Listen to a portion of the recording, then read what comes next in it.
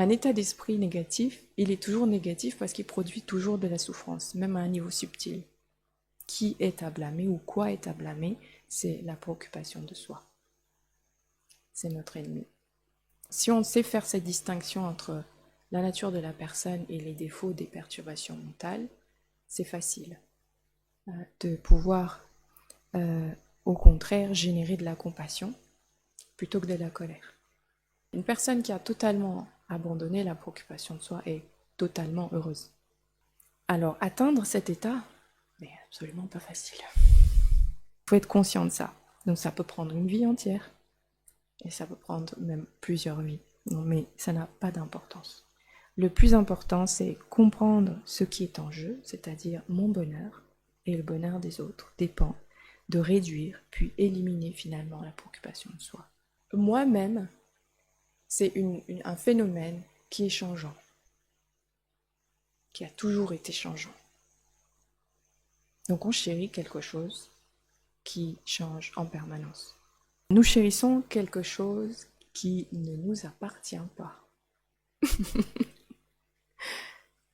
Notre corps nous a été donné par nos parents et les autres, parce que les autres ont aidé ce corps à grandir, ils l'ont nourri. Quelque part, ce corps est le produit des autres. Un corps contaminé qui est dans la nature de la souffrance, ok?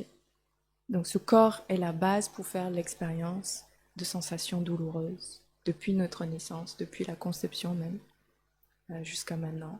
Ce corps vieillit, tombe malade. S'échanger avec les autres, c'est comme cette montagne-ci avec cette montagne-là. C'est des termes relatifs. Ça dépend de notre position. Donc c'est pour dire qu'on peut complètement s'interchanger. On est interchangeable parce que c'est relatif. Par exemple, vous me voyez. Pour vous, je suis l'autre. Mais pour moi, vous êtes les autres. Maintenant, si vous devenez moi, mentalement vous imaginez être moi, le vous qui est assis là-bas, ça devient l'autre. Quand on s'échange avec les autres, c'est tous les autres qu'on protège et qu'on chérit. Donc qu'on décide d'être d'un côté ou de l'autre, de cette montagne-ci ou de cette montagne-là, va dépendre de notre motivation. Et les arguments que Geshe-la nous donne nous poussent en fait à décider. Mets-toi du côté des autres parce qu'il n'y a que des bienfaits à être du côté des autres, à protéger les autres. Pour l'instant, la base sur laquelle on s'identifie, c'est ce corps et cet esprit. On change de base d'identification. Aujourd'hui, je suis moi, Marly, sur la base de ce corps et de cet esprit contaminé par les perturbations mentales, ok? La préoccupation de soi. Si tout le monde se chérit soi, ça donne que de la souffrance et des problèmes. Si maintenant on se met à se chérir, quelques années suffirait à ce qu'il n'y ait plus du tout de guerre, plus de conflits, plus de problèmes. Parce que qui est important? C'est l'autre. Les autres.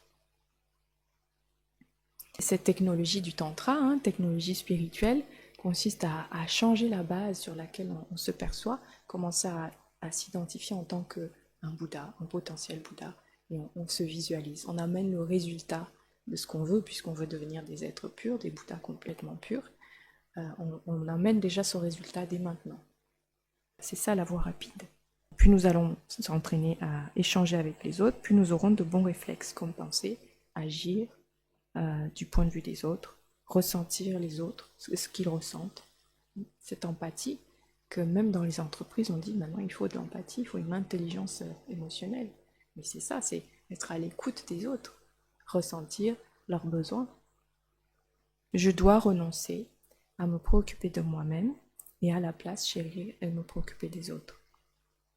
Sans exception. À force de faire cette méditation, de prendre cette détermination tous les jours, je dois changer l'objet que je chéris, de passer de moi-même et me préoccuper uniquement des autres.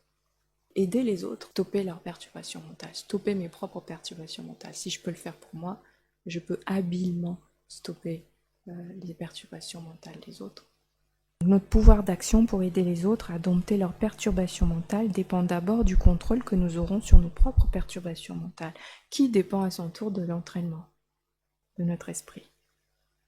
Un autre aspect qui est relativement efficace lorsque les personnes que nous rencontrons sont perturbées, justement. Comment on fait? Si elle nous fait du mal, comment est-ce qu'on peut s'échanger? On peut essayer de nous mettre à leur place en ressentant leurs émotions négatives vis-à-vis de nous-mêmes. Ok? Une personne en colère vis-à-vis de nous-mêmes. Donc on essaie de ressentir son émotion vis-à-vis de nous-mêmes. Donc on se met du côté de la personne avec toutes ses perturbations mentales et on se regarde. Peut-être qu'elle perçoit dans son état de colère une personne arrogante qui croit que ça y est et qui ne m'aide pas forcément. Je suis dans la grosse galère avec ma perturbation mentale de colère. Qu'est-ce qu'elle fait pour moi? Elle ne fait rien en fait. Non, vous sentez le truc? Que du coup, si on se repositionne de notre point de vue, on se dit, mais c'est vrai, je fais absolument rien pour elle. Qu'est-ce que je fais pour l'aider? En fait, on est complètement auto-centré et on voit juste les défauts de l'autre qui est juste en colère. Donc, si on se positionne de son côté, son point de vue, on a envie de changer en fait. On a envie de changer, on a envie de nous améliorer. On apprécie même que cette personne nous fasse voir que je ne suis pas encore cette personne parfaite que je crois être. Ça fait développer de l'humilité, de l'empathie. On a plus de considération pour l'autre, malgré sa perturbation mentale. Et on est content qu'on ait ce regard critique d'une autre personne. Parce que s'il n'y a jamais personne qui a ce regard critique sur nous, comment est-ce qu'on peut s'améliorer? Voilà une façon de transformer une personne difficile. Dans 8 étapes vers le bonheur, Geshe-la explique cette technique. Il dit cette technique est particulièrement puissante quand nous l'appliquons à une personne avec qui nous avons une relation difficile. Par exemple, une personne que nous n'aimons pas ou que nous considérons comme rivale. En nous imaginant être cette personne et en voyant la situation de son point de vue, il nous sera difficile de maintenir notre attitude perturbée. En comprenant à partir de notre propre expérience la relativité de moi et l'autre, et en apprenant à voir notre moi comme étant l'autre, nous deviendrons bien plus objectifs et impartiaux envers nous-mêmes. Notre sensation d'être le centre de l'univers va vaciller. J'adore. Je suis le centre de l'univers d'un coup? Non, je ne suis plus. Je suis plutôt tous les autres et je regarde cette personne, elle n'est absolument pas le centre du monde.